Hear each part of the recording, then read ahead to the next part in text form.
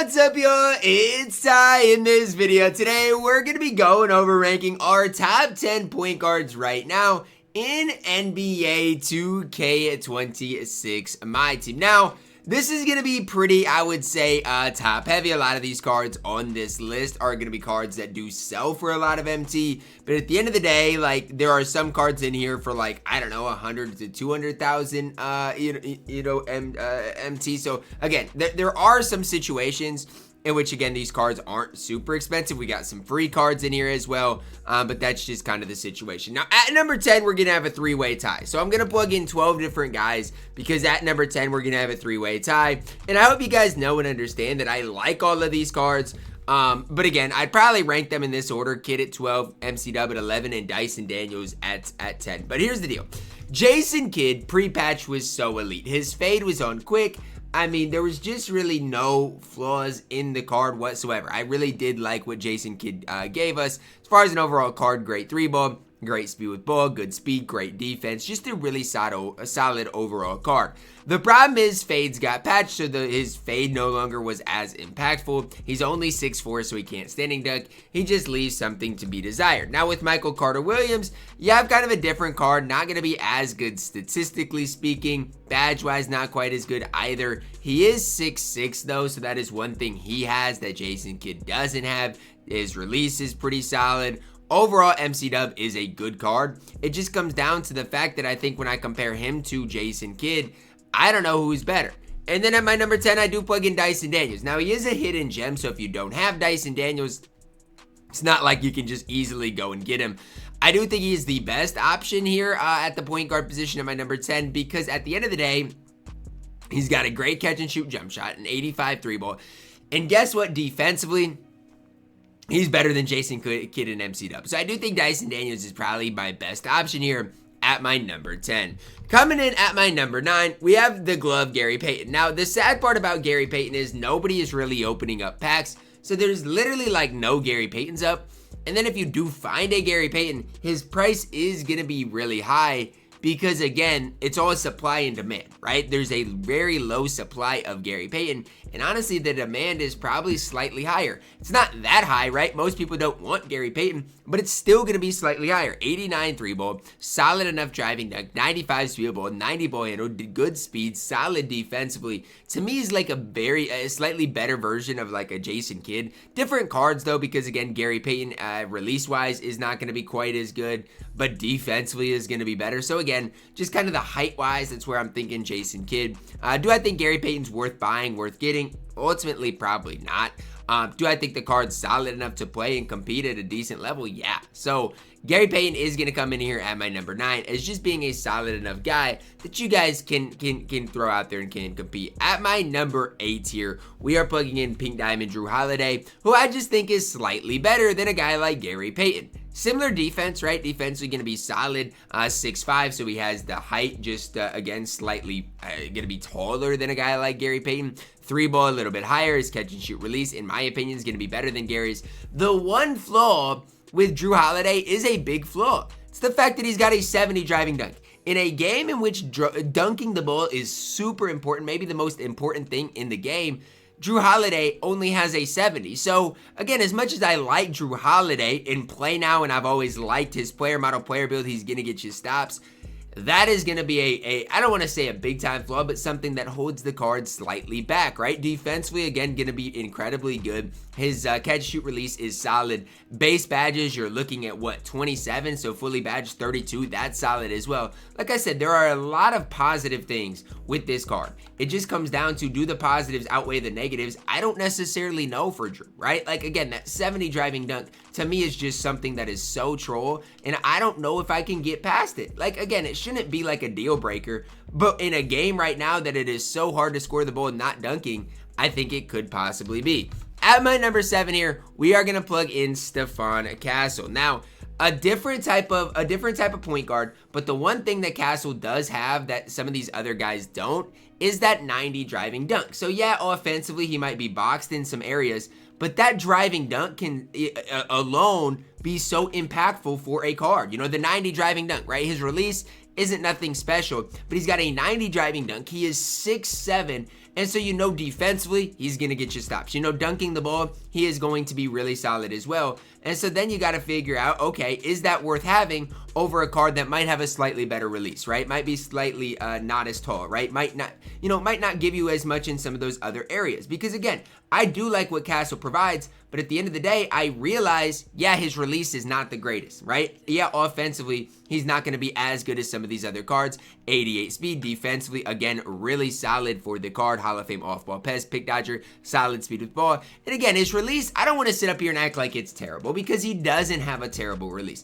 I'm just saying, compared to the guy that's going to come next, that is the one, I don't want to say the one reason, one of the reasons that Castle is not quite as high. I feel like when I've used Castle, he just hasn't been what I wanted him to be. And again, that's just not, I haven't used him a ton, so I'm not overly hating. But that's the one reason that I ended up selling Stephon Castle and don't use him still to this day. He just did not do my expectations for him. And again, that's not me saying he's bad. It's not me saying he can't play for you. That's just me being realistic with you guys and trying to come up with a good ranking, right? Like, again, not bad. Number 7 on this list still is really solid, especially when you guys see who is higher than him. But again, he could have been at number 6 because at my number 6, we're plugging in Dylan Harper, right? Side by side, I didn't know when these two cards came out who I would be higher on. And honestly, I thought I'd be higher on Castle. He's taller. He's better defensively. I thought the card might give me a more all-around complete card. But as times went on, I realized that I think Dylan Harper just gives you slightly more. 92 3-ball, 92 speed, great speed ball, great ball handle. And at the end of the day, he is going to be better offensively than Stephon Castle, right? He is. Side by side, there's no real debate. 85 driving dunk. Is that as good as Castle's? No, but it's good enough, right? Like, he's going to dunk the ball really, really, really well. So again, not as good as Castle, but it's good enough. And so that's my thing with Harper. Movement-wise, pretty solid. Release on quick, has Pro 2. I mean, there's just so much to like about the card, honestly. And so, again, if you like Castle more, that's fine. But I think side by side, when I'm talking about the top 10 point guards in this game, more people are going to like Dylan Harper than are going to like Stephon Castle, right? Like, that's just where I'm at with the cards. And again, am I right for sure? No, it's just my personal opinion on things after watching people play and playing against all of these cards. At my number 5, we are plugging in the new Pink Diamond John Wall card. Now, this one's an interesting one because John Wall, statistically speaking, is so good. He might be stat-wise the best card we talk about today, genuinely speaking. The problem is he's only 6'3". So in a game in which height runs it, we're still plugging in a card that's 6'3", which is crazy. Now, why are we still plugging in John Wall? Well, he's got a 6'9" wingspan. He's got hot spots from everywhere. His release is the John Wall base on quick, which is so good. He's got a 98 driving dunk, a max speed with ball. Defensively, stat-wise, basically maxed as well. So again, there's just no real flaws in what the card provides, right? Like, that's my whole thing is it's like, I don't even think John Wall, I don't even want to put him in here on this list because he is only 6'3". But look at the stats of John Wall. There's no talking negative about him. Like, he is so good, so elite on this game, stat-wise, animation-wise. The only downside is, again, that height, which, yeah, it's a big downside, but at the end of the day, if you're going to dunk the ball as well as he is with that 98 driving dunk, you gotta hype the card up. Am I being too high on him in here at number 5? Maybe. But I think given what he provides for you guys, he's got to be hyped up. At my number 4, we are plugging in the Pink Diamond Devin Booker card. Now, I gotta be honest. I don't necessarily love Devin Booker as much as some people do. Now, with that being said, I still think the card deserves to be hyped up because, look, he's still going to be 6'6". Offensively, he is still going to be really, really, really solid. I wish his hot spots were better. I wish his badges were better. But again, he's still going to be solid because defensively, 6'6", going to be fine. Got a high 3-ball. Movement-wise, D-Book is really good as well. So if you can dribble, obviously, D-Book's got that going for him. Has the fade, so if you can get to the mid-range area and get to that fade once in a while, that obviously can help you guys out as well. I just think, again, when I'm looking at the point guards, I think number 4 is a perfect spot. He's not a top 3 point guard, but as far as like auctionable, sellable point guards that you guys can get without locking in somebody, I think Devin Booker might be your best option. I don't even love him, but I think number 4, it's where he belongs. At my number 3, we are plugging in Pink Diamond Nikola Jokic. Now, Jokic is an interesting card because I personally don't think I would love Jokic, and I'll talk about why.